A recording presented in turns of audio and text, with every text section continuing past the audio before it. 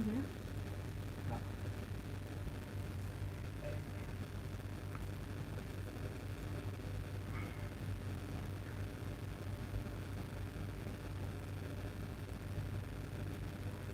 आपको बुक करना है? यहाँ से। कहाँ से? हो गया, वर्गीता। शुरू करते हैं। हाँ, अभी 30 हो गया।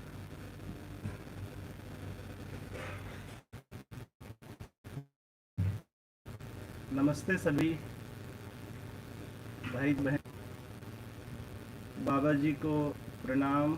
बाबा जी का स्मरण करते हुए हम अभी का सेशन शुरू करते हैं, जिसमें अभ्यास दर्शन का अध्याय 14 का कुछ भाग बचा हुआ है और 15 और 16 को करेंगे मुख्य रूप से। तो जी शुरू हम करें। शुरू करते हैं जी। वर्गीता, यहीं से है ना? वर्गीता भय, सशंकता एवं अविश्वास से मुक्त नहीं है।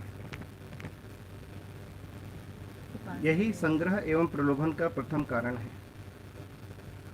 संग्रह आदि 5 प्रवृत्तियां अमानवीयता की सीमा में क्रियाशील हैं, न कि मानवीयता की सीमा में। वर्ग चिंतन प्रणाली दूसरे वर्ग के साथ निर्विषमता को स्थापित करने में समर्थ नहीं हुई है। इसी असमर्थतावश वह स्वहित साधन के लिए दूसरों का अहित साधन कर जाता है। यही व्यवहार आचरण, शिक्षा एवं व्यवस्था पद्धति में प्रकारांतर से अवतरित हो रहा है। यह समर सामग्री के संग्रह एवं समर के रूप में दृष्टव्य है। इसका निराकरण केवल मानवीयतापूर्ण चेतना संपन्नता में है। हर मानव मूलतः शुभ को चाहते हुए भी वर्ग समुदाय मानसिकता में ढल जाता है। इसी विधि से शुभ चाहते हुए भी अशुभ कार्य के लिए हर सामान्य व्यक्ति को सहमत होना पड़ता है। सर्वाधिक व्यक्ति किसी वर्ग या समुदाय के पक्षधर है। ठीक बात है, बहुत सुंदर बात लिखी है इसमें बाबा जी ने। तो हमने पहले भी देखा कि जीवन ज्ञान नहीं होने से, मानव का पूर्ण अध्ययन नहीं होने से वर्ग सामुदायिकता मानसिकता भ्रमवश मनुष्य में आ ही जाती है, जिससे स्वयं में अविश्वास की स्थिति हर मनुष्य आज देख सकता है। अब ये होता क्यों है? ये है संग्रह और प्रलोभन के कारण। जितना ज़्यादा हम धन इकट्ठा करने की कोशिश करें, कोई भी चीज़ इकट्ठा करने की कोशिश करें और लालचवश इकट्ठा करने की कोशिश करें, तो लगता है सारा भोगना तो मुझे ही है, दूसरे के लिए कुछ बचे नहीं, और अगर दूसरा भोग लिया तो फिर मैं हो जाऊंगा गरीब। तो इस मानसिकता से वर्ग मानसिकता देखते हैं, जो अमानवीयता का एक पहचान है। इसी के साथ एक जो महत्वपूर्ण बात इस लाइन में आई है वो ये है कि जैसा हमने बाबा जी के जीने में क्या चीज़ को देखा कि वो अपना स्वहित के लिए दूसरों का शोषण नहीं करे कभी। तो ये एक मानसिकता आज की पीढ़ी में है कि दूसरों का शोषण किए बगैर हम ठीक से अपना ज़िंदगी गुजर बसर नहीं कर सकते।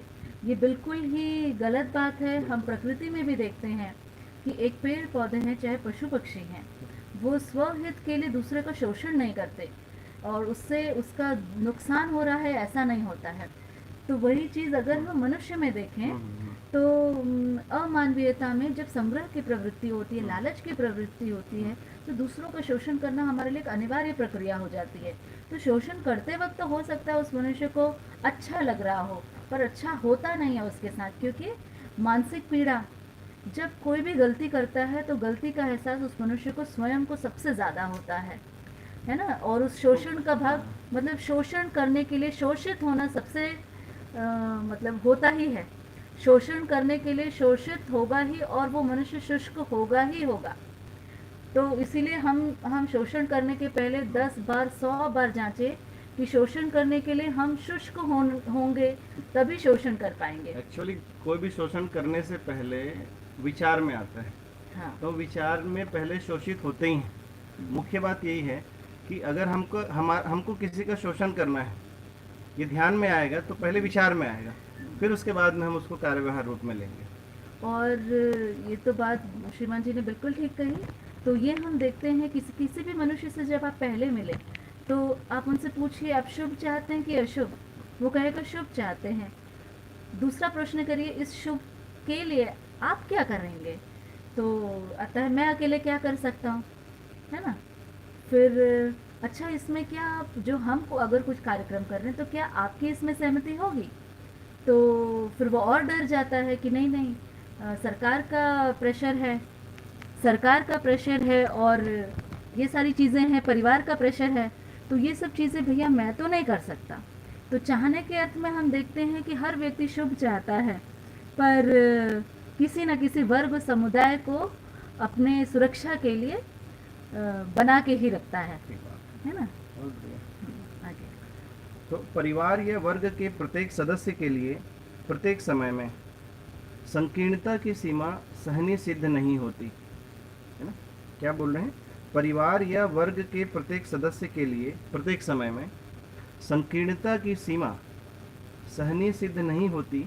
इसी कारणवश सुधार की अपेक्षा में शोषण, संचय, अतिवादी व्यवस्था, शिक्षा एवं व्यवहार का विरोध हुआ है। कितनी सुंदर लाइन है ये ऐसा लग रहा है जैसे बाबा जी का जीना ही दिख रहा है बिल्कुल ठीक कि अगर परंपरा में भी संकीर्णता है, परिवार में भी संकीर्णता है, लेकिन हर मनुष्य है तो उस व्यापक सत्ता ईश्वर में, परमात्मा में, तो उसको वो संकीर्णता हमेशा स्वीकार नहीं होगी, बिल्कुल ठीक चाहे वो परिवार ही क्यों ना पूरी संकीर्ण मानसिकता से है। ये हम बच्चों में देख पाते हैं, हमारी गलत बात को वो तुरंत तर्क पूछते बिल्कुल हैं, ठीक बात। हमारी गलत बात और सही बात को वो तुरंत स्वीकारते भी हैं। तो ये चीज़ हमने बाबा जी के परिवार में भी देखी, इतना प्रगाढ़ विद्वान रहे सभी परिवारों में, पर वो संकीर्णता की सीमा उन्हें स्वीकार नहीं हुई, जिसके फलस्वरूप उन्होंने इसी कारणवश सुधार की अपेक्षा में शोषण, संचय, अतिवादी व्यवस्था, शिक्षा और व्यवहार जो भी प्रकार की अव्यवस्था रही उसका विरोध होता ही आया है। और इसी तरीके से नए नए अनुसंधान हो रहे हैं, जिससे नए नए शोध हो रहे हैं, जिससे और हम अस्तित्व के करीब पहुंच पा रहे हैं, है ना। कितनी सुंदर बात है। तो ये पता चलता है कि कितनी भी अव्यवस्था कर लो, नियंत्रण के घेरे से तो बाहर नहीं जा सकते हैं। तो इसमें आगे जो लिख रहे हैं कि जो शोषण और संचयवादी व्यवस्था एवं व्यवहार, है ना, अंततोगत्वा सुविधा एवं अतिभोग में प्रसक्त पाया जाता है। अतिभोग मनुष्य के लिए क्रांतिकारी घटना नहीं है, क्योंकि अतिभोग प्रवृत्ति अपव्यय से मुक्त नहीं है। अतिभोग प्रवृत्ति चारित्रिक सिद्ध नहीं हुई है। अतिभोग प्रवृत्ति नैतिकता को सिद्ध नहीं करती है। अतिभोग प्रवृत्ति उत्पादन में शिथिलता का महत्वपूर्ण कारण होती है। अतिभोग प्रवृत्ति लोभ और संग्रह के लिए तृषित होती है। अतिभोग प्रवृत्ति ही प्रधानतः हिंतावादी व्यवहार एवं प्रौद्योगिकी का कारण होती है। हिंता स्वयं में विश्वास का न होना ही है। अतिभोग प्रवृत्ति असंतुलन का प्रधान कारण है। अतिभोग प्रवृत्ति सामाजिक नहीं है।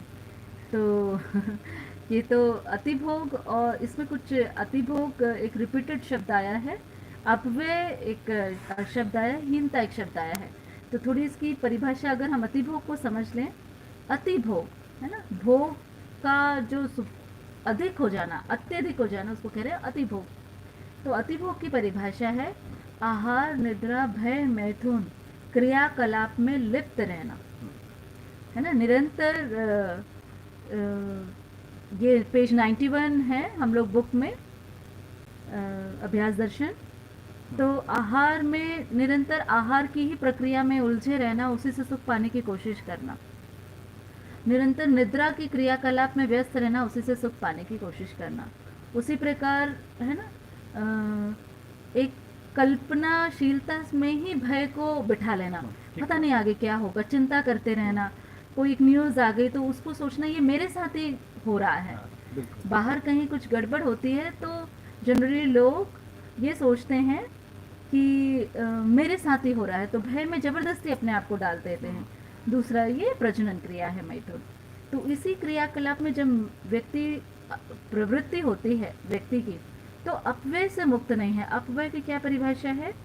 दीनता, हीनता, क्रूरता में से के लिए किया गया तन मन धन रूपी अर्थ का व्यय। तो पूरी तन मन धन रूपी अर्थ का व्यय कहाँ हो रहा है? दीनता के लिए, हीनता के लिए, क्रूरता के लिए, है ना। तो इसको कहते हैं अपव्यय होना। तो अगर अतिभोग की प्रवृत्ति है हमारी किसी भी मनुष्य की, तो वो अपव्यय से मुक्त नहीं हो सकता। उसका तन मन धन हीनता, दीनता और क्रूरता में ही व्यस्त है। तो उसका कोई चरित्र होगा क्या? ऐसा पशु मानव, राक्षस मानव का इस चरित्र से तृप्ति भी नहीं मिलती है। फिर वो व्यक्ति नैतिक भी नहीं होता है। मतलब तन मन धन का न तो वो सुरक्षा कर सकता है, ना सदुपयोग कर सकता है। फिर वो किसी उत्पादन प्रक्रिया में अगर लगता है तो उसमें शिथिलता का कारण बनता है। देखिए, आज ही मेरी भी बात भी हो रही थी, आगे हम इस पे और बात रखेंगे कि उत्पादन में अगर हम 10 बीज लगाते हैं तो उसके 100 तो मिलते ही हैं, चाहे प्राकृतिक प्रकोप क्यों ना हो। जैसे अभी हम प्राकृतिक असंतुलन को देखते हैं, प्राकृतिक असंतुलन में भी हम देख रहे हैं कि उत्पादन में जो शिथिलता आती है, अब मनुष्य उत्पादन नहीं करना चाहता। अरे कुछ होता नहीं है, इतना लगाया फिर कुछ होता नहीं है, अच्छा बेमौसम बारिश हो जाती है, फिर कीड़े लग जाते हैं, सिंचाई का साधन नहीं है। ये शिथिलता का कारण असल में प्रकृति नहीं है, ये है अमानवीयता वाली प्रवृत्ति, ये अति मानवीयता कि हमको आहार से सुखी होना समझ है। में कमी है, ये हाँ, सारा चीज ये हम वही प्रकृति को नहीं समझ समझ पा रहे हैं, जिस कारण से सारा चीज जो है हो रहा है। हाँ, और इसी के साथ लोभ और संग्रह, ये प्रवृत्ति भी आ जाती है। तो हीनता की एक परिभाषा है विश्वासघात। विश्वासघात तो अतिभोग प्रवृत्ति में प्रधानतः हीनतावादी व्यवहार और प्रौद्योगिकी का कारण होता है। तो अधिक आहार चाहिए, अधिक सुविधा वाली निद्राएं चाहिए, है ना, और जबरदस्ती भय होने वाले ऐसे चारित्रिक वर्णन चाहिए। तो इसमें प्रौद्योगिकी को हमने बढ़ावा दिया है इस कारण से। नहीं तो अगर मनुष्य की सामान्य आकांक्षा को देखें, आहार आवास अलंकार को देखें, तो वहाँ पे प्रौद्योगिकी की आवश्यकता ही नहीं। बिल्कुल ठीक बात। अभी भी हम जिस गांव में रहते हैं या आप जिस गांव में रहते हैं, वहाँ पे हम देखते हैं सामान्य आकांक्षा की वस्तुएं तो आसानी से हो जाती है। उसके लिए कोई अलग से बड़ी प्रौद्योगिकी की आवश्यकता नहीं है। जबकि अभी प्रौद्योगिकी में सबसे ज्यादा मुझे लगता है आहार का ही होगा। हाँ, बिल्कुल है ना, आहार, उसके बाद हाँ डेकोरेट करना, कि हमें ड्राइंग रूम भी डेकोरेशन चाहिए, है ना, टॉयलेट में भी चाहिए डेकोरेशन, फिर हमारे किचन में भी डेकोरेशन चाहिए।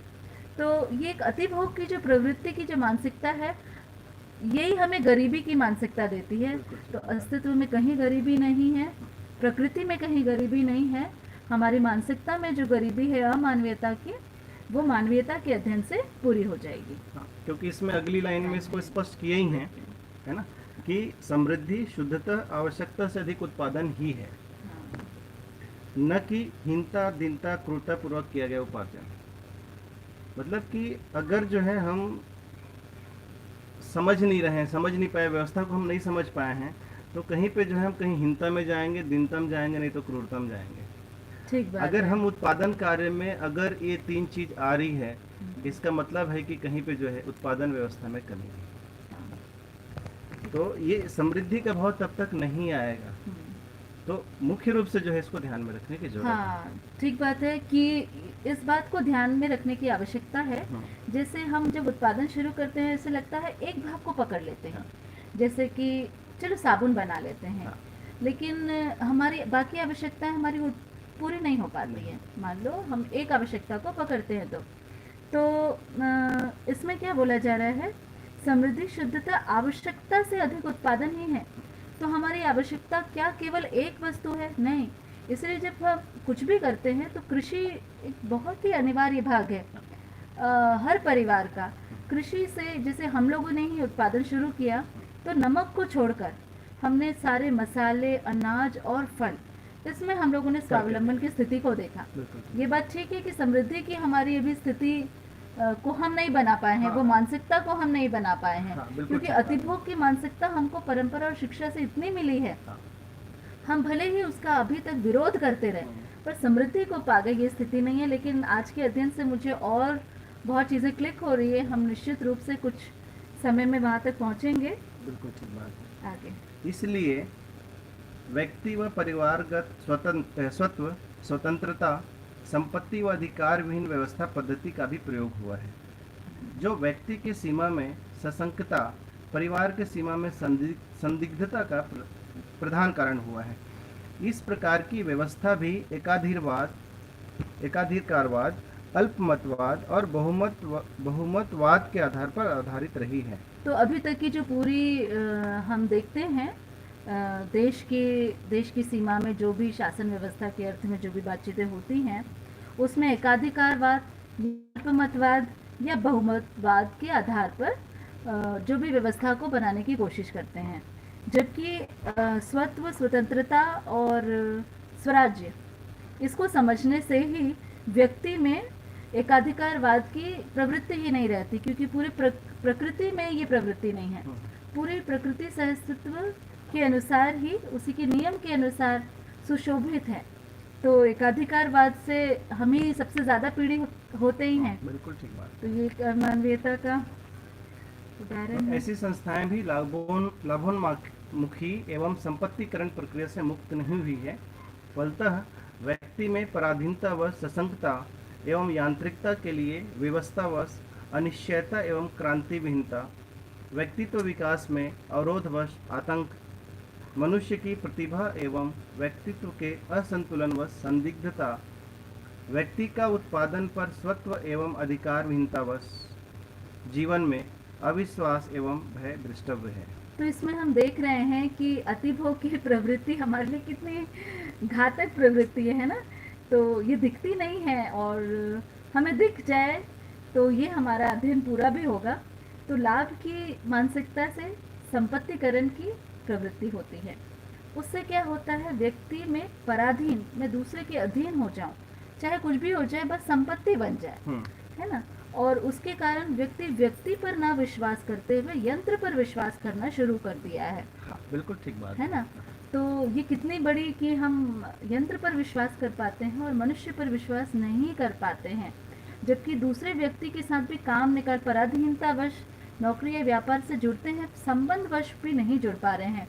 तो बाबा जी के परिवार में हम यही देखते हैं कि वहाँ पर किस चीज़ का बल है, या धन का बल है, कि लाभ का बल है, कि यंत्र का बल है। तो वहाँ पर देखते हैं ज्ञान का बल और संबंधों का बल, है ना, और भाव का बल। ज़रूरत से ज़्यादा अपेक्षा नहीं, निश्चित अपेक्षाओं के साथ जीना, ये एक व्यक्ति का और परिवार का वैभव हमें देखने को मिलता है। बिल्कुल ठीक बात है। अगर संबंध प्रधान हम नहीं जीते हैं तो सारी प्रॉब्लम्स आती है, जैसे कि इसमें स्पष्ट दिया हुआ है। और आगे जो है कि ये सब प्रक्रियाएं मनोवैज्ञानिक तथ्यों के आधार पर घटित हुई है। ठीक बात है। मनोवैज्ञानिक तथ्यों के आधार पे समझ नहीं पाने के कारण से ही जो है वो जो मनोवैज्ञानिक दबाव जो रहा है ना, उस पे हुआ है। जबकि सामाजिकता एवं सामाजिक संस्थाओं का मूल उद्देश्य भय मुक्ति प्रदायिता ही है। अगर हम कोई किसी तरीके से संगठन बना है, सामाजिकता है या फिर कोई भी संस्था है, उसका मुख्य उद्देश्य जो है भय से मुक्ति है ना। मानव के जितने भय हैं सबसे मुक्ति का आधार है। लेकिन प्रत्येक राजनीतिक एवं धर्म नैतिक संस्था भय मुक्ति के लिए प्रतिनिधित्व करती तो हैं, साथ ही वाद विवाद, विरोध एवं युद्ध साहित्य का संग्रह करती है, जो मूल उद्देश्य के लिए अनावश्यक या विरोधी सिद्ध हुई है। इसका निराकरण मात्र मानवतापूर्ण धर्म नीति एवं राजनैतिक का अनुसरण ही है। बहुत ही सुंदर बात लिखी है ना आखिरी में। बिल्कुल कि देखिए, सामाजिक कोई भी कार्य है, सामाजिक कोई भी संस्था है, कल ही हमने संस्था की परिभाषा भी पढ़ी कि पूर्णता के अर्थ में निश्चित स्थान पर नियंत्रण पूर्वक रहना ही संस्था है।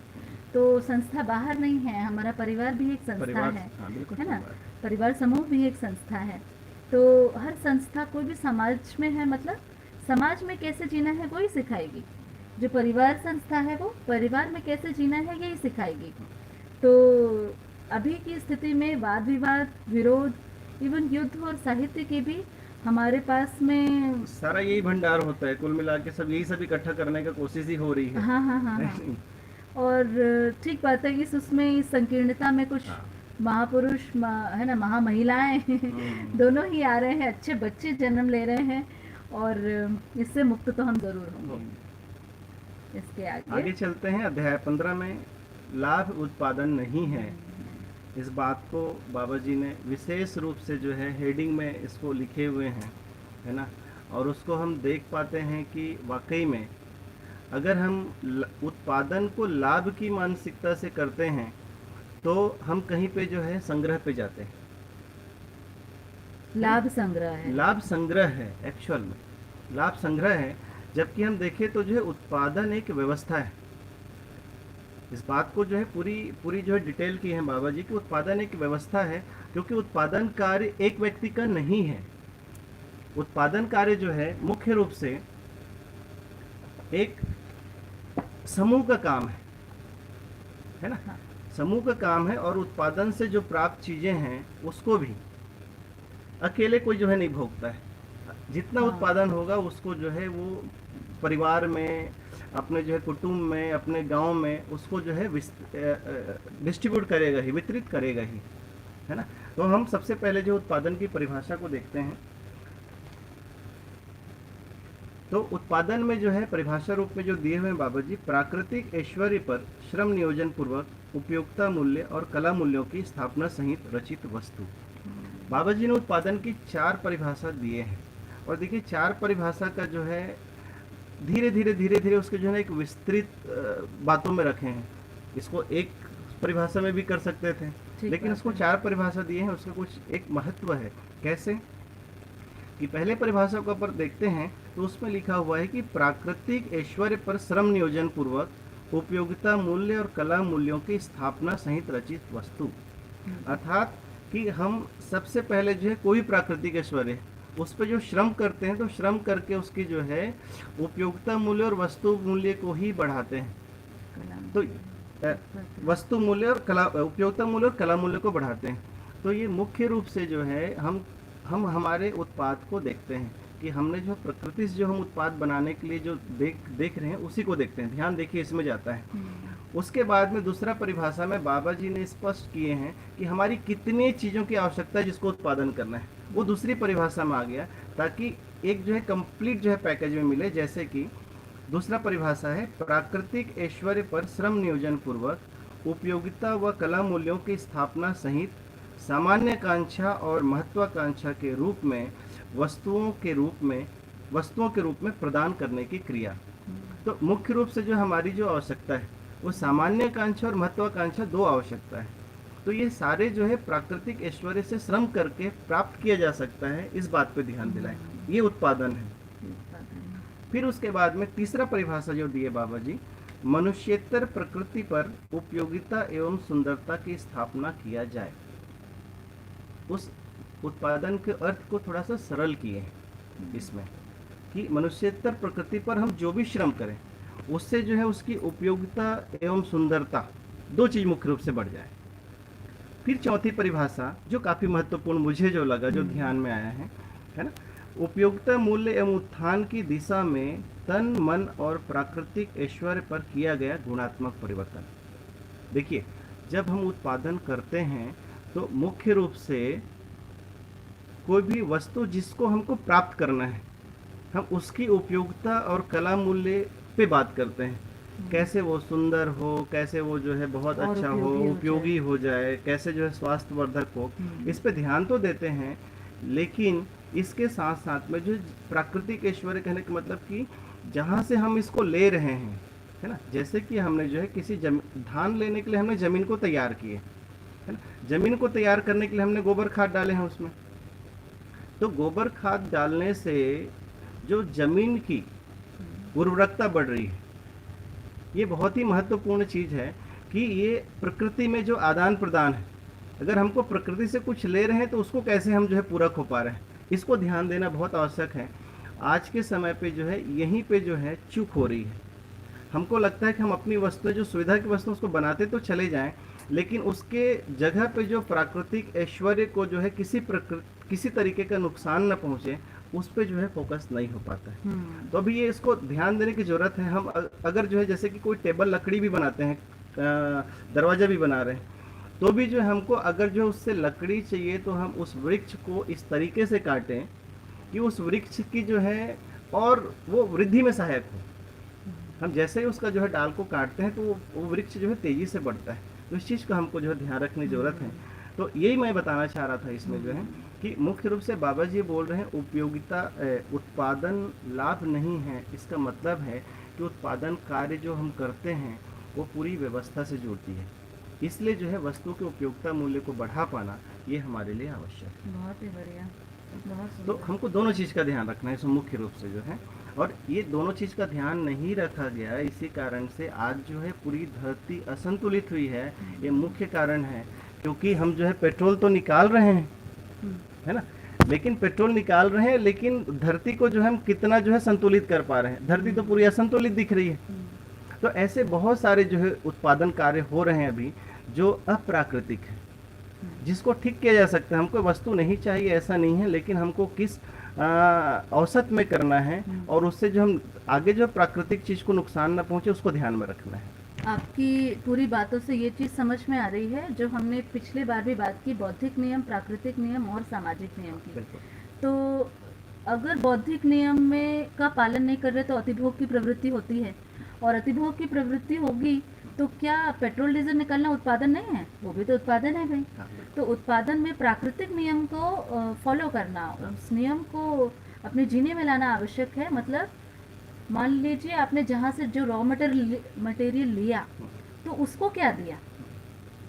आपने दाल ले लिया, आपने तेल ले लिया, पर वो बने रहे धरती में, इसको भी बनाए रखना है, और जो हमने निकाला उसका ठीक ढंग से उपयोग और समाज गति के अर्थ में सदुपयोग भी हो।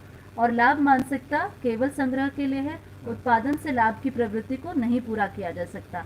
उत्पादन से केवल सामान्य आकांक्षा और महत्वाकांक्षा की वस्तुओं को उपयोगिता मूल्य और कला मूल्य के साथ में पूरा किया जा सकता हाँ समृद्धि का अनुभव करते किया हुए जा सकता है। बिल्कुल किया जा सकता है। क्योंकि ये जो 10 सोपानी व्यवस्था है, ये कितने 10 करोड़ है। हाँ, 1000 करोड़। 1000 करोड़ परिवार हाँ, धरती में 1000 करोड़ परिवार धरती को डिस्टर्ब किए बगैर, रह किसी सकते तरीके हैं। से असंतुलित किए बगैर जो है हाँ। रह सकते हैं। ये व्यवस्था बाबा जी लिख चुके हैं। मतलब भरपूर बिजली, हाँ। भरपूर आहार, है ना, हाँ, बिल्कुल। और हवा में चलने वाली सारी व्यवस्था की सारी जिक्र व्यवस्था जो है बाबा जी ने प्राकृतिक किए विधि हैं से पूरा। नहीं। हाँ। जैसे एरोप्लेन का हम अक्सर सुनते हैं कि वो काटता है हाँ। बादलों को, तो कुछ लोगों के साथ में ये भी बातचीत हुई है कि वो व्यवस्था भी प्राकृतिक रूप से की जा सकती है। हाँ, बिल्कुल ठीक बात है। तो आगे तो में इसमें पढ़ो। हाँ, लाभ के बारे में जो दिए हैं बाबा जी, उसको मैं थोड़ा सा पढ़ देता हूँ, क्योंकि ये कनेक्टेड है। हाँ, कम प्रदाय के बदले में अधिक वस्तु व सेवा को पाना लाभ है,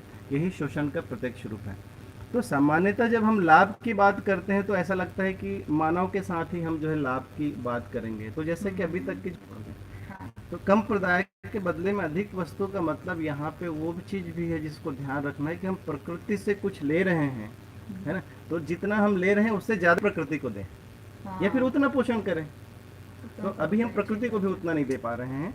और साथ साथ में जो है अगर मानव के साथ भी बात करें, के साथ भी बात करें, तो हम अगर उससे जो सेवा ले रहे हैं तो वो जो है हम कम, जैसे मैं घर में गाय की बात ठीक करें तो बात भाई है। उसमें जो है उसको हम कम खिलाएंगे तो जो है हम दूध ज़्यादा लेने की कोशिश करेंगे, ये तो व्यवस्था नहीं है। हम्म, तो ये पूरी प्रकृति की बात कर रहे हैं बाबा जी। कम प्रदाय के बदले में अधिक वस्तु व सेवा को पाना लाभ है, और यही शोषण का प्रत्यक्ष रूप है। जबकि श्रम नियोजन का परिणाम ही उत्पादन है, जिसमें उपयोगिता एवं सुंदरता मूल्य सिद्ध होता है। तो ये अभी परिभाषा में श्रीमान जी ने बताया ही है कि श्रम बराबर ही उत्पादन है और श्रम बराबर ही समृद्धि है। तो श्रम नियोजन से ही समृद्धि होती है, न कि लाभ से।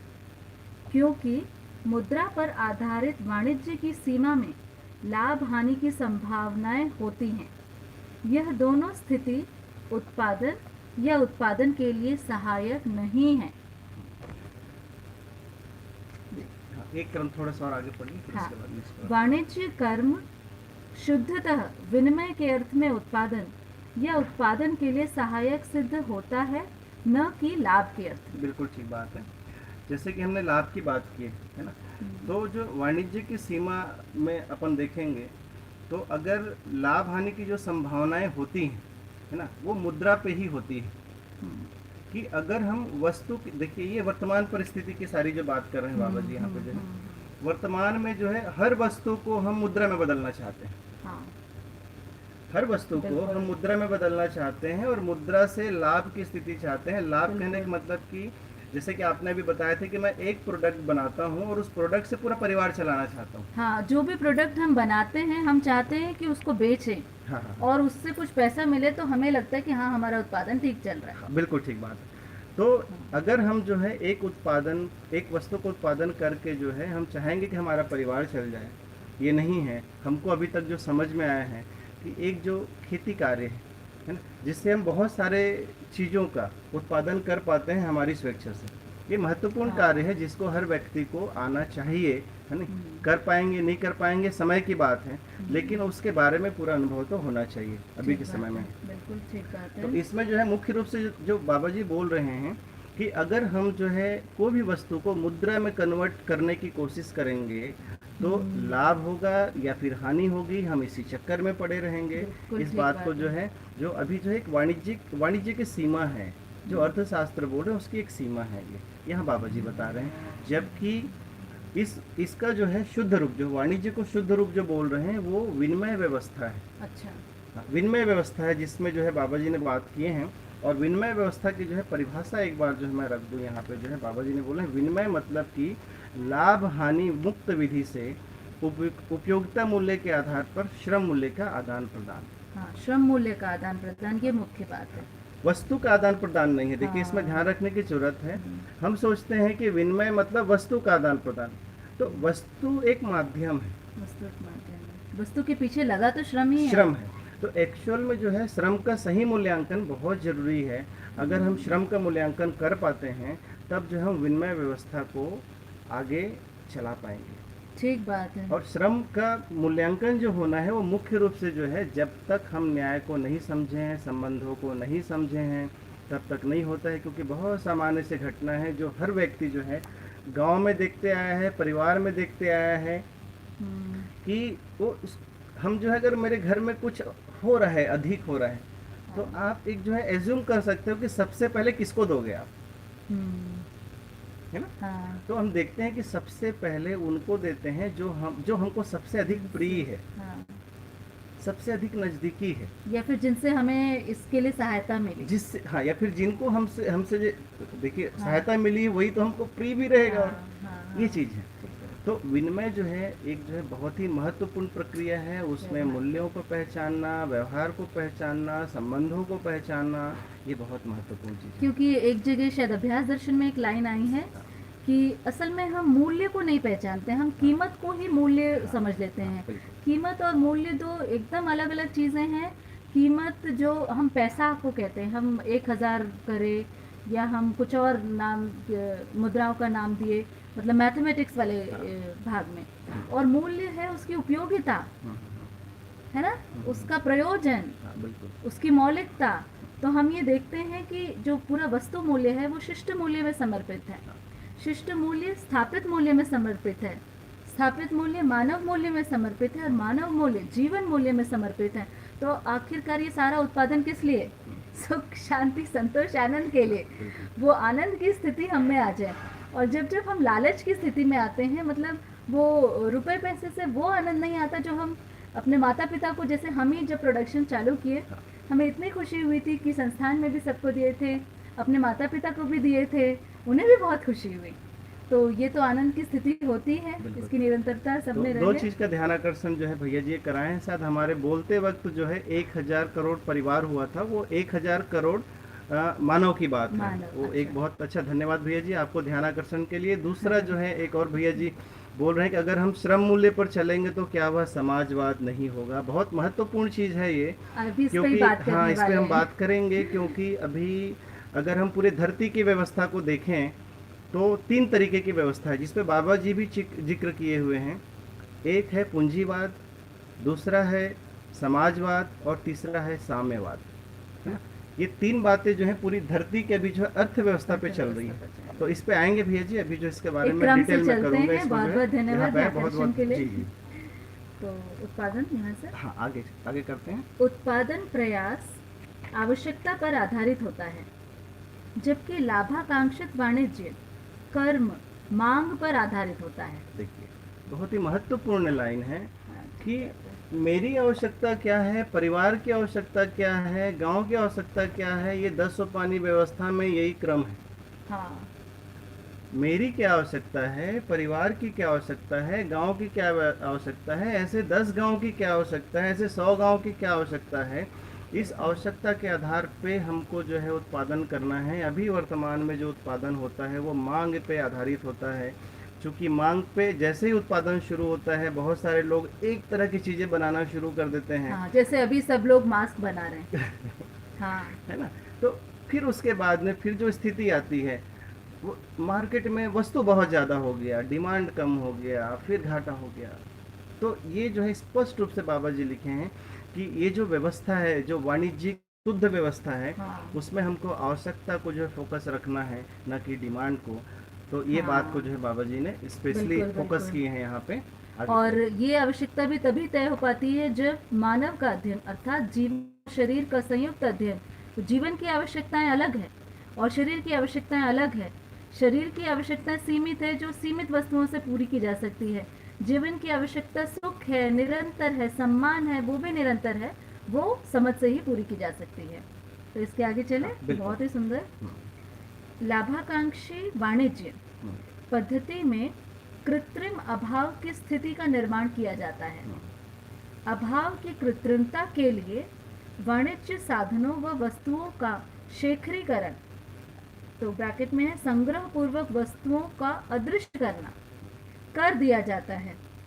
इस प्रक्रिया का मूल उद्देश्य उपभोक्ताओं में वस्तु सुलभता के संदर्भ में संदिग्धता बनाए रखना होता है, जिससे अधिक लाभ अर्जित किया जा सके। बिल्कुल ठीक बात है। इसमें देखिए अभी जो कुल मिला के जो अव्यवस्था है उस बारे में बात ये कर रहे हैं कि मार्केट में ये होता है कि वस्तु होता है।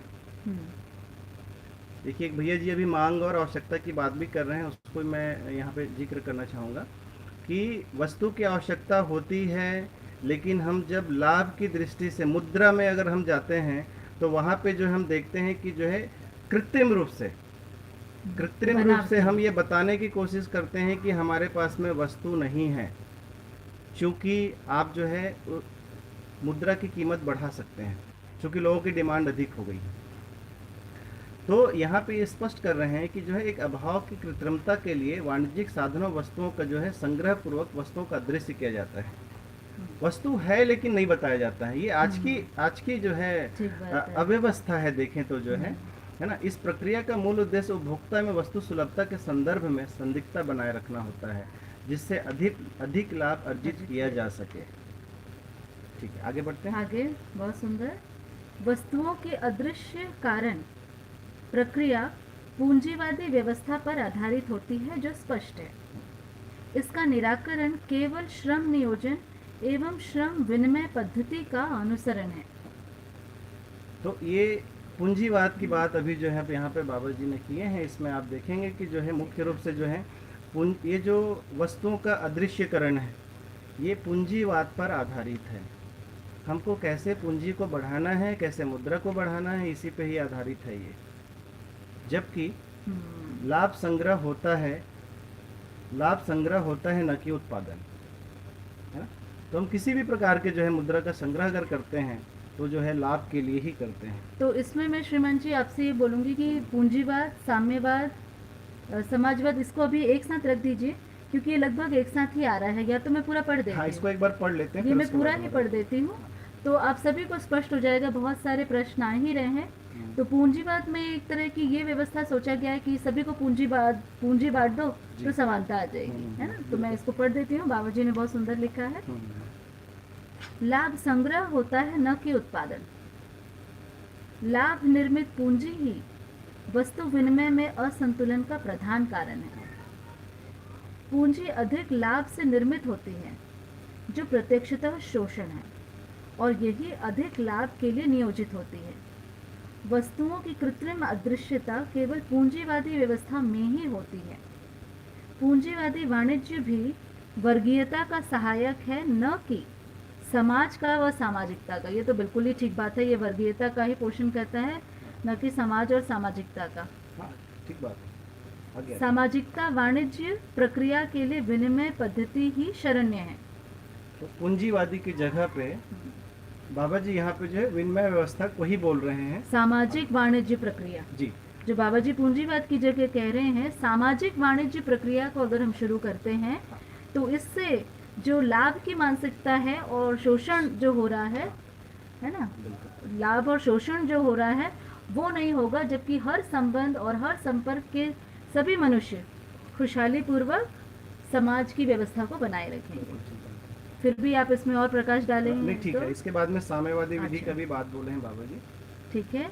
तो आगे साम्यवादी विधि से भी अतिरिक्त मूल्य सिद्धांतवश लाभ मुक्ति की कामना को सर्वाधिक प्रकट करता हुआ साम्यवादी देशगत व्यक्तियों का शोषण न होने के लिए बहुत कुछ सूझबूझ प्रस्तुत करते हुए देशगत लाभ या राष्ट्रगत लाभ के प्रतिबद्ध निष्ठान्वित होना ही पड़ा। इसी के साथ सामान्य जनता क्षमता के अनुसार कार्य करे व आवश्यकता अनुसार भोग करे, इस आश्वासन के आधार पर व्यवस्था संभव नहीं हुई।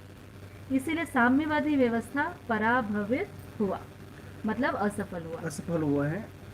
इसमें जो है मुख्य रूप से जो है बाबा जी ने जो पूरी बात जो कर रहे हैं, है ना, इसमें ये जो पूंजीवादी, साम्यवादी, समाजवादी व्यवस्था को बेहतर करने के लिए जितने भी उपाय होने हैं वो सारा चीज़ तो जो है आज धरती में हो रहा है, कोशिश पूरा कर रहे हैं। तो आपको मैं मुख्य रूप से बता दूं, क्योंकि सुनने वाले बहुत सामान्य परिवार से भी हैं, किसान लोग भी हैं, तो बहुत सरल ढंग से बताऊंगा कि पूंजीवादी व्यवस्था जो बोले हैं मुख्य रूप से, तो जो वर्तमान में जो प्राइवेट कंपनीज जो चल रही है यही पूंजीवाद व्यवस्था है, जिसमें क्या होता है, एक व्यक्ति कोई कंपनी डालता है, उसके पास में कुछ पूंजी होती है, तो पूंजी से और पूंजी बनाने की कोशिश करता है ना।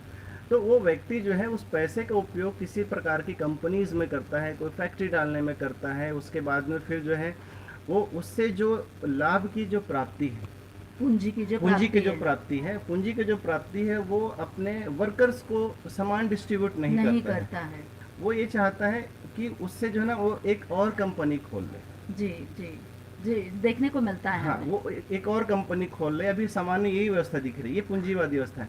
फिर और प्राप्त हुआ और दूसरी कंपनी खोल ले, फिर तीसरी कंपनी खोल ले। इससे क्या हो रहा है, एक व्यक्ति जो है पूंजी उसके पास में अधिक है, वो बढ़ते चले जा रही है। इसको मुख्य रूप से जो है पूंजीवाद बोले हैं। दूसरा फिर उसके बाद में क्या हुआ कि ये व्यवस्था में देखा गया कि जो है एक ही व्यक्ति जो है पूंजी बना रहा है और वो जो समाज की व्यवस्था के लिए कोई काम नहीं कर रहा है। हाँ, इससे समाज की व्यवस्था नहीं हो रही, क्योंकि बाकी के श्रम का शोषण हो रहा है। क्योंकि लोगों को तो सारी व्यवस्था चाहिए ना, स्कूल की शिक्षा भी चाहिए, हाँ, है ना, स्वास्थ्य के लिए भी चाहिए, और भी दूसरे कार्य के लिए चाहिए, है ना, ये सारी व्यवस्था चाहिए। मुख्य रूप से तो जो है स्वास्थ्य और शिक्षा का है, ये व्यवस्था चाहिए। तो उसके लिए फिर जो है ये जो सरकारी तंत्र है, ये सरकारी तंत्र शुरू हुआ, है ना। तो सरकार ऐसे जो है शासन व्यवस्था शुरू हुई, जिसमें ये कहा गया कि हम आपको ये जो एक व्यक्ति जो है उस तरीके का जो है पूंजीवाद बन रहा है, उसके जगह पे हम आपको जो है सारी सुविधाएं देंगे, स्कूल भी देंगे, शिक्षा स्वास्थ्य की भी व्यवस्था देंगे, हम जो है कंपनी चलाएंगे उसी तरीके से, कंपनी अलग अलग क्षेत्र में है, जिसमें मुख्य रूप से देखा जाए तो आज के समय पे भी उत्पादन में कार्य हो रहे हैं, विनिमय में कार्य हो रहे हैं, स्वास्थ्य के लिए काम हो रहे हैं, शिक्षा के लिए काम हो रहा है और न्याय के लिए काम हो रहे हैं। ये पूरे धरती के लेवल पे यही जगह पे काम हो रहा है, लेकिन सरकार इस काम को जो है अपने हाथ पे ली, है ना। अच्छा, ये व्यवस्था के तहत लिया गया। मुख्य रूप से देखा जाए तो जो है पहले से तो अधिक व्यवस्था, पहले से व्यवस्था के लिए लिया गया। एक व्यक्ति के पास जा रहा है, उसके जगह पे क्या हो, ये डिस्ट्रीब्यूट हो जाए। तो आप देखेंगे कि जो है गवर्नमेंट जब इस तरीके की व्यवस्था जहाँ भी चला रहे हैं, उसमें जो है वो पर्टिकुलर एक व्यक्ति को बहुत ज़्यादा पैसा दे देगा, ऐसा नहीं करता है ना। वो जो है काम की भी प्रेशर नहीं डालेगा, काम की भी बहुत प्रेशर नहीं रहता है ना। ये शुरुआती स्थिति की बता रहा हूँ। अब धीरे धीरे परिस्थिति बदलते जा रही है। समाजवाद जो शुरू हुआ उसकी बात जो कर रहा हूँ मैं मुख्य रूप से, तो उसमें जो है लोगों पे प्रेशर बहुत नहीं रहता है। सरकारी काम पे जो है ये व्यवस्था बनाए कि लोगों को काम का प्रेशर ना रहे, और साथ में हम जो सारी व्यवस्था पे जो है वो शुल्क को लगाएं। उसके साथ साथ में जो है उन कंपनियों पे टैक्स भी लगाया उन्होंने, है ना। जो पूंजीवादी जो बन रहे थे उस पर टैक्स भी लगाया और ये बताया कि हम इनका पैसा लेके व्यवस्था में खर्च करेंगे, है ना। तो ये दूसरे तरीके से जो है समाजवाद की व्यवस्था रही। इसमें आदमी की एक स्वतंत्रता रही कि जो भी उसको सैलरी मिल रही है, जो पूंजी मिल रहा है, उस पूंजी से जो है वो अपनी संपत्ति बना सकता है ना। वो अपना मकान बना सकता है, वो अपना घर बना सकता है, अपनी गाड़ी, सारी व्यवस्था रख सकता है। जबकि कई देश ऐसे हैं साम्यवादी को जो मानते हैं, हाँ वहां पर आप नौकरी कर सकते हैं पर अपनी जमीन या अपनी प्रॉपर्टी हाँ, नहीं बना सकते। ये तीसरी व्यवस्था आई, अच्छा। साम्यवाद की व्यवस्था, हम्म, है ना। तो समाजवाद से फिर देखे कि जो है आदमी अपनी जो है प्रॉपर्टी अपना जगह बना के फिर वो जो है किसी तरीके से जो है काम में ढिलाई कर रहा है, ऐसा समझ में आया। तो एक साम्यवादी व्यवस्था आई जिसमें उनको ये लगा कि हम जो है सारी की सारी आपको जो फैसिलिटी चाहिए वो दे देंगे, लेकिन ज़मीन, घर, ये सब जो है गवर्नमेंट की रहेगी, सरकार की रहेगी। ये साम्यवादी व्यवस्था रही है। तो इस तरीके से जो है तीन तीन व्यवस्था की बात जो है मुख्य रूप से हुई है ना। और यहाँ पे देखेंगे तो इसमें जो है कुल मिला के आज की परिस्थिति में ये सारी व्यवस्था में जो है मानव का ही शोषण हो रहा है ना। क्यों? क्योंकि इसमें सुविधा को ध्यान में तो रखा गया, देखिए वस्तु को ध्यान में रखा, सुविधा को ध्यान में रखा, क्योंकि सबसे बड़ा इससे जो है जो ये जो मुद्रा को संभालने की जो एक सबसे बड़ा भय जो आया हर मानव में, है ना, और सरकार में भी इवन ये मुद्रा को जो संभालने का भय है, जिस कारण से जो है जो हम पहले अध्ययन भी किए थे कि हर सरकार जो है सबसे अधिक खर्च जो कर रही है वो सुरक्षा व्यवस्था पे कर रही है आज के समय पे भी, है ना। तो ये जो व्यवस्था जो बनी हुई है ना, तो इस पे जो है मुख्य रूप से जो है साम्यवादी व्यवस्था, समाजवादी व्यवस्था और जो है ये पूंजीवादी व्यवस्था, तीन तरीके से जो है ऐसा चला है ना। इसमें जो है अगर किसी तरीके से जो है मैं ज़्यादा बोल दिया हूँ उसके लिए क्षमा चाहूँगा मैं, है ना, क्योंकि एक जो है नहीं, खाली भाव की बात ये है देखिए ये एक डिटेल वाला विषय है ही, और इसमें प्रश्न उत्तर के साथ जब हम लाइव होते हैं तो और भी अच्छे से बातचीत कर पाते हैं। तो पर अभी के लिए बढ़िया है। हाँ, तो इसमें जो है अब देखिए बाबा जी ने क्या कहा। हाँ, बाबा जी ने एक जो है सह अस्तित्ववाद की बात की। सह अस्तित्ववाद में जो है बाबा जी ने, हाँ उसको मैं करूँगा भैया। तो सह अस्तित्ववाद में बाबा जी ने जो है दो चीज़ों पे जो है मुख्य फोकस रखे। एक बोले श्रम गति परिणाम की बात की। तो व्यवस्था में हर इकाई श्रम कर रही है, उस श्रम का कुछ गति है और कुछ परिणाम है। इसको बाबा जी ने पहचान के जो है इनको जो है बताए हैं। इससे इसमें क्या हुआ, बाकी जो है वाद जो फेल होने के पीछे एक महत्वपूर्ण कारण जो रहा उसमें ये माना गया कि आदमी श्रम करना चाहता ही नहीं है। हाँ, ये मुख्य बात है। आदमी श्रम नहीं करना चाहता है, इसलिए जो है पूंजीवाद में भी जो है लोगों को प्रताड़ित किया गया, उनको जो है और श्रम के लिए प्रेशर डाला गया, है ना। उसी तरीके से जो है जब समाजवाद आई तो उसमें भी जो है लोग जो है ऐसा ऐसा मानने लगे कि भाई आदमी श्रम नहीं करना चाहता है, फिर वो साम्यवाद की बात चली है। तो इसमें ये बाबा जी ने जो है ये बताया कि जो है एक परमाणु से लेकर जो पूरी जो धरती की व्यवस्था के जो जिक्र किए हैं उसमें बताया कि परमाणु भी श्रम कर रहा है, उसका कुछ गति है, उसका कुछ परिणाम है। उसी तरीके से मानव भी श्रम करता ही है ना, उसको पहचानना जरूरी है ना। तो बाबा जी ने उसको पहचाने कि जो है मानव श्रम करता है, श्रम के आधार पे गति होती है, उसके आधार पे परिणाम होता है। एक तो ये चीज़ को, दूसरा जो है मानव को पहचान करा एक्चुअली मानव सुखी कैसे होगा। तो ये पूरी व्यवस्था जो है सुविधा संग्रह में गया, उसके जगह पे बाबा जी ने ये बताया कि मानव जो है मानव सुखी होगा, मानव जो है संबंधों में जिएगा तब सुखी होगा। तो संबंधों को पहचानना, संबंध में मूल्यों का निर्वाह करना, मूल्यों का सही मूल्यांकन कर पाना, उसके आधार पर तृप्ति होगी। इस बात को जो है बाबा जी ने रखे। तो ये इस पे जो है कुल मिला के जो सहअस्तित्ववाद की बात है जिसको बाबा जी बोल रहे हैं, जिसका एक क्रम है ना, मतलब ये संबंधों को पहचानने का एक क्रम है जिसके लिए पूरी सारी चीज सहायक है, जिस जो अध्ययन से ही पूरा हो सकता है। जब तक हम अध्ययन नहीं करेंगे इन सारे जो है वांग्मय का, तब तक जो है हम ये मान ले तो सिर्फ एक भास और आभास है, जैसे कि पहली बात हुई है। ठीक है, तो हम आगे चलते हैं, इसमें जो है फिर प्रश्नोत्तरी को आगे भी लेंगे।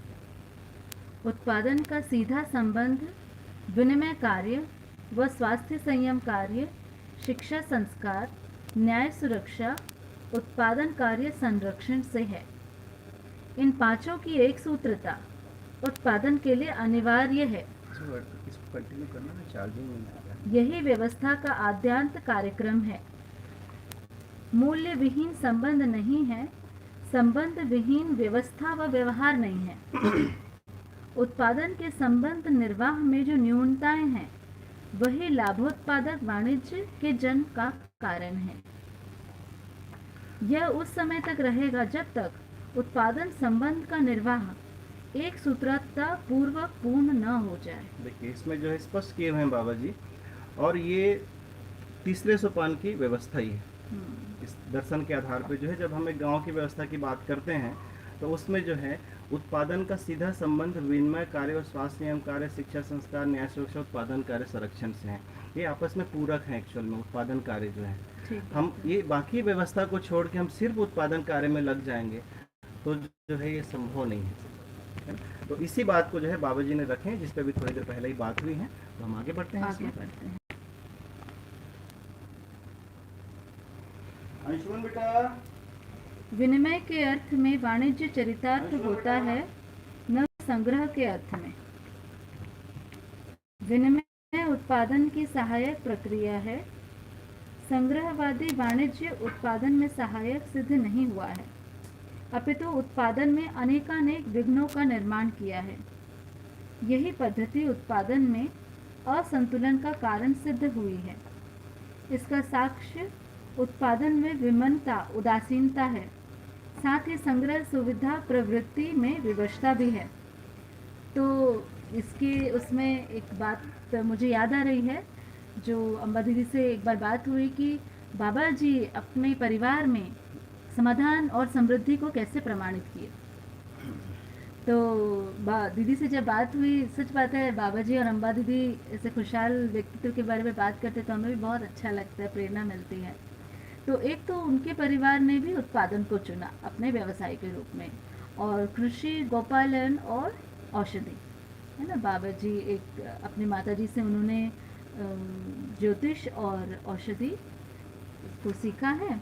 नाड़ी चिकित्सा करते थे बाबा जी, तो उसमें वो बिल्कुल भी लाभ की प्रवृत्ति नहीं थी।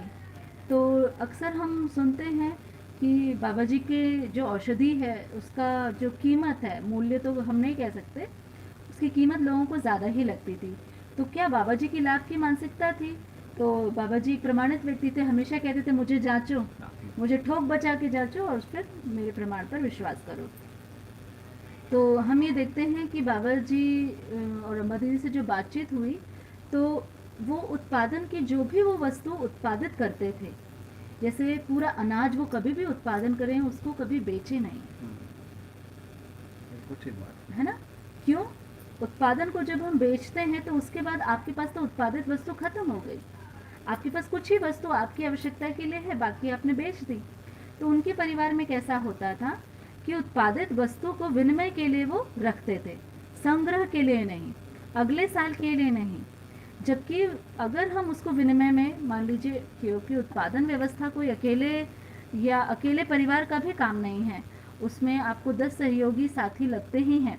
उनको किसी को बदले में मुद्रा की आवश्यकता होती है, किसी को बदले में वस्तु की आवश्यकता होती है। तो जो भी बाबा जी के परिवार में उत्पादन होता था, उस उत्पादन को वो विनिमय के लिए रखते थे, और जिनको भी आवश्यकता होती थी उनके साथ में विनिमय करते थे। और इसके साथ में हर उत्पादन के सारा उत्पादन एक परिवार कर सकता है।